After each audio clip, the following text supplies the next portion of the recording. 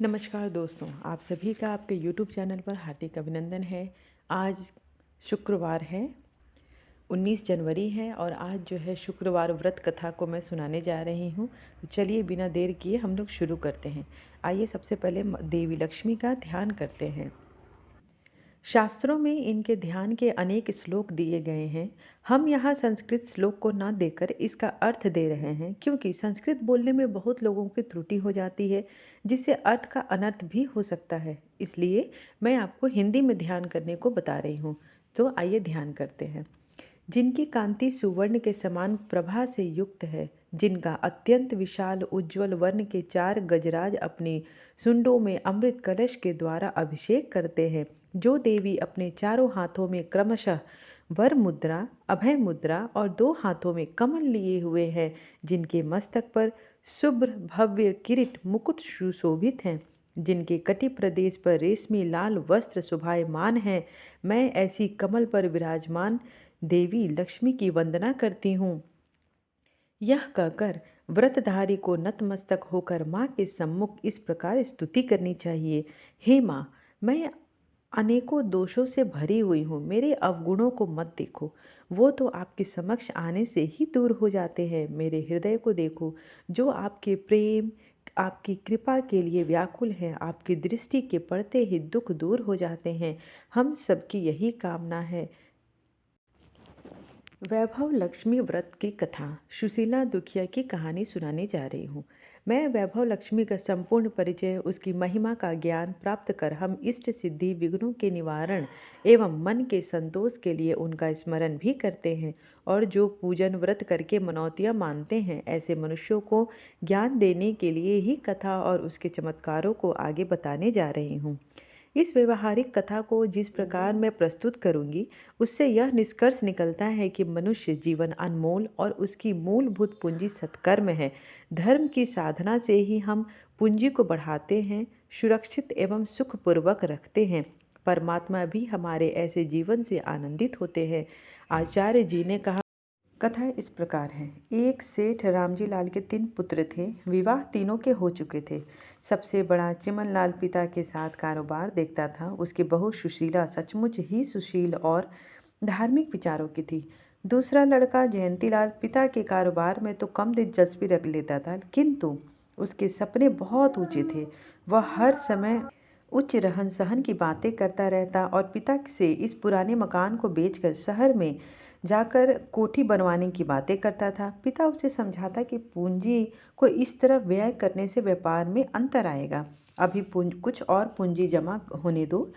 तीसरा पुत्र देवीलाल किसी प्रकार बीए करके नौकरी खोजने में व्यस्त रहता था।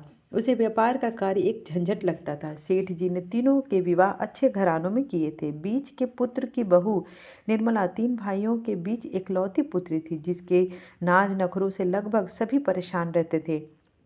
तीसरा पुत्र एक सरकारी अफसर की पुत्री निशा से लव मैरिज करके विवाह बंधन में बंधा था। उसकी पत्नी की इच्छा स्वतंत्र रहकर जीवन बिताने की थी। इसी से उसका पति देवीलाल सर्विस में ज़्यादा दिलचस्पी रखता था। इसके लिए उसे अपने अफसर ससुर का भी समर्थन मिला था। सुशीला के अलावा दोनों बहुएं अपनी सास रमा देवी को सम्मान न देकर कलेश पैदा करने के लिए ही जैसे परिवार में आई थी। शारीरिक और मानसिक कलेश रमा देवी की एक दिन जान ले बैठा। सेठ जी छटपटाते रह गए। उनका भी जीवन दिनों दिन जर्जर होता रहा। एक दिन सेठ रामजी लाल ने तीनों पुत्रों को बुलाकर उनकी रजामंदी से समस्त व्यापार आदि का हिसाब लगाकर तीनों में बराबर बराबर पूंजी का बंटवारा कर दिया। व्यापार कार्य में तो जयंती और देवीलाल की रुचि तो थी ही नहीं, अतः उनके हिसाब का नगद रुपया दे दिया गया। चिमनलाल व्यापार कार्य में पहले से ही लगा था। उसने उसे संभाल लिया। सेठ जी की सेवा का सुशीला ने उत्तरदायित्व तो संभाला, क्योंकि अन्य दोनों बहुएं इस झंझट में नहीं पड़ना चाहती थी। सेठ जी की मृत्यु के पश्चात चिमन कुछ समय तो व्यापार कार्य भली प्रकार करता रहा, किंतु अधिक लाभ के लिए कार्यों में कार्यों में लगे दुष्प्रवृत्ति के लोगों के साथ में लगने से उसने धीरे धीरे अपना सारा व्यापार बिगाड़ लिया। यहाँ तक कि जुआ और सट्टे में 1-2 बार सफल होने पर भी उसमें ऐसा लगा कि लाखों का कर्ज उसने अपने सिर पर लाद लिया। सुशीला और उसके बच्चे ऐसी दशा में परेशान रहने लगे। चिमन शराब पीकर आता और सुशीला को मार पीट कर एक दो गहने ले जाता। कभी उसके पास रुपये देखकर उन्हें ही छीन लेता। इतने होने पर भी सुशीला काठ की पुतली बनकर सब सहती रहती और उसकी अपनी सुशीलता को नहीं त्यागा। वह यदि कुछ कहती तो केवल अपने भगवान बाल मुकुंद से।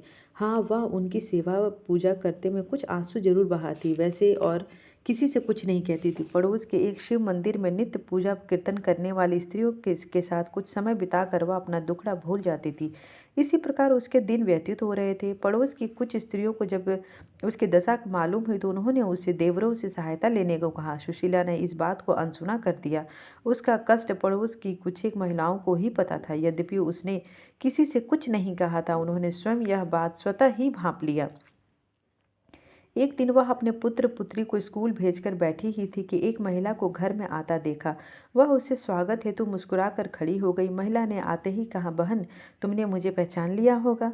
तुम शिव मंदिर में भजन कीर्तन में भजन गाकर सुनाती रही हो। तुम्हारे गायन से हम सभी बहुत प्रभावित हैं।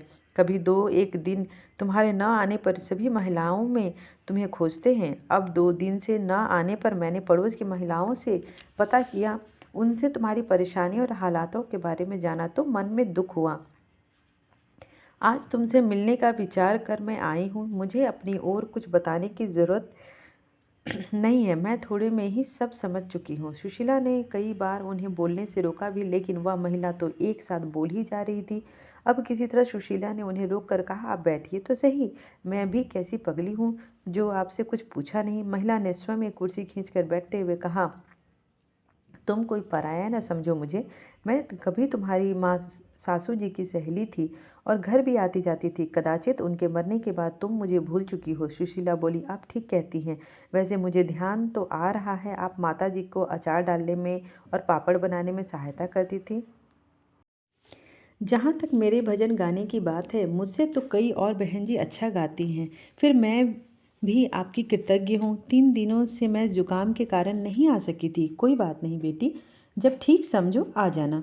हाँ, मैं तुम्हारे लिए एक पुस्तक पढ़ने को देने आई हूँ। तुम पढ़कर यह पुस्तक को देखना हो या नहीं, मैं और अधिक नहीं कहूँगी। तुम अपना हित अहित सब समझती हो, शायद मुझसे तुम अधिक पढ़ी हुई होगी। माँ जी, यह आपकी मुझ पर बड़ी कृपा है जो आपने मुझे इसके योग्य समझा। मैं इस पुस्तक को पूरे मनोयोग से पढ़ूंगी और व्रत भी अवश्य करूंगी। यह सुनकर महिला उठते हुए बोली, अच्छा सुशीला, मैं फिर कभी आऊंगी। हाँ, तबीयत ठीक हो तो मंदिर आना। सुशीला बोली, आप रुकें और चाय पानी कुछ तो लीजिए, ऐसे कैसे चली जाएंगी। नहीं, फिर कभी आऊंगी, केवल चाय ही नहीं कुछ नाश्ता भी करूंगी। यह कह महिला उठकर चलने को तैयार हो गई। सुशीला ने झुककर महिला के पांव स्पर्श किए। उनके चले जाने के पश्चात वह उत्सुक हो पुस्तक के पन्ने पलटने लगी। पुस्तक का नाम पढ़ा, वैभव लक्ष्मी माँ व्रत कथा, और फिर बाकी पृष्ठों को पढ़ने लगी। व्रत के नियम और विधि आदि वह पूर्ण लगन के साथ पढ़ती रही और कह उठी, माँ जी आप धन्य हैं। उसने पुस्तक को कई बार मस्तक से स्पर्श किया और कहा, मैं यह व्रत जरूर करूँगी, ज़रूर करूँगी। कल ही तो शुक्रवार है, यह भी शुभ समय है मेरे लिए। आचार्य जी इतना कहकर बोले, भाई बहनों, पुस्तक को पूरी लगन के साथ पढ़कर सुशीला ने विधि अनुसार व्रत किया। 7-8 शुक्रवार व्रत करने पर ही उसे पति चिमन लाल के स्वभाव और कार्यों में पर्याप्त अंतर दिखने लगा। उसने व्रत को और भी अधिक श्रद्धा भक्ति से करना शुरू कर दिया। एक दिन उसका पति सुशीला के पास आया और अपराधी की भांति अपनी भूल स्वीकार करता आंखों में आंसू भर लाया। अगले दिन फिर शुक्रवार था। चिमन ने सुशीला के साथ व्रत किया, पूजा कर प्रेम से प्रसाद भी लिया। एक दिन फिर वही महिला आई तो सुशीला ने दौड़कर उनके चरण पकड़ लिए और बोली, माँ जी आपकी पुस्तक ने मेरा सारा भविष्य सुधार दिया है। मैंने उसके अनुसार व्रत करना शुरू किया है और करती रहूँगी। समय पर उद्यापन आदि पुस्तक के अनुसार करूँगी। आप ही मेरे लिए साक्षात महालक्ष्मी का रूप है जो मुझे स्वयं आकर इस पुस्तक को प्रदान कर गईं। ऐसा कहकर वह उन महिला का हाथ पकड़कर उस स्थान पर ले गई जहाँ उसने व्रत पूजा के लिए वेदी बना रखी थी। महिला ने झुककर वहां हाथ जोड़े और कहा, धन्य हो माँ वैभव लक्ष्मी, जैसी कृपा आपने सुशीला पर अब तक की है वैसी आगे भी करके इसे वैभव संपन्न करना, इसकी मनोकामना पूर्ण करती रहना। इसके पश्चात महिला बोली, सुशीला तुमको मुझे चाय पिलानी है, यह बात याद होगी ना, चाय के साथ कुछ मिष्ठान भी लाना। इतना कह के वे हंस पड़ी। चाय पीने के बाद महिला बोली, बेटी तुम व्रत पूर्ण करना, उद्यापन करने पर मुझे भूल न जाना। वैभव लक्ष्मी माँ तुम्हें धन धान्य से पूर्ण करेंगी, पहले से अधिक तुम्हें सुख मिलेगा। अधिक क्या कहूँ। सुशीला ने कहा, माँ जी मैं वैभव लक्ष्मी माँ के चमत्कारी प्रभाव को समस्त स्त्री पुरुषों के सम्मुख रखूंगी और समय पर जैसी भी सामर्थ्य हो उतनी ही पुस्तक प्रातियाँ वितरण कर प्रचार भी करती रहूंगी। ऐसी सतबुद्धि भी मेरी माता रानी मुझे अवश्य प्रदान करेंगी। माता की कृपा हुई। धीरे धीरे चिमन लाल ने अपनी बुद्धि और लगन से व्यापार को भी सुधार लिया। अच्छी आमदनी से परिवार सुखी रहने लगे। यह कह आचार्य जी बोले, अपने माता की यह कथा सुनी, अब मैं सुशीला के द्वारा किए गए प्रचार के अनुसार अन्य परिवारों में भी वैभव लक्ष्मी की कथा का प्रचार कैसे होता रहा उसके बारे में भी सुनाना चाहूँगा। आइए अब हम सब मिलकर माता की आरती करते हैं। जय लक्ष्मी माता मैया, जय लक्ष्मी माता, तुमको निस दिन सेवत हर विष्णु विधाता। ओम जय लक्ष्मी माता, उमा रमा ब्रह्माणी, तुम ही जग माता। सूर्य चंद्रमा ध्यावत नारद ऋषि गाता। ओम जय लक्ष्मी माता, दुर्गा रूप निरंजनी, सुख संपत्ति दाता। जो कोई तुमको ध्यावत रिद्धि सिद्धि धन पाता। ओम जय लक्ष्मी माता, तुम पाताल निवासिनी, तुम ही शुभदाता। कर्म प्रभाव प्रकाशिनी, भवनिधि की त्राता। ओम जय लक्ष्मी माता,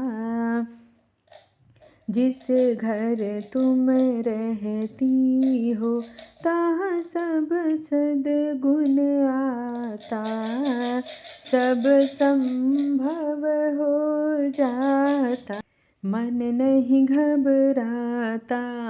ओम जय लक्ष्मी माता, तुम बिन यज्ञ न होवे, वस्त्र न हो पाता, खान पान का वैभव सब तुमसे आता। ओम जय लक्ष्मी माता, शुभ गुण सुंदर शोभित, चिरदधि की जाता। रतन चतुर्दश तुम बिन कोई नहीं पाता। ओम जय लक्ष्मी माता, श्री लक्ष्मी जी की आरती जो कोई नर गाता। उर आनंद अति उमड़े, पार उतर जाता। जय लक्ष्मी माता। बोलो भगवती महालक्ष्मी की जय।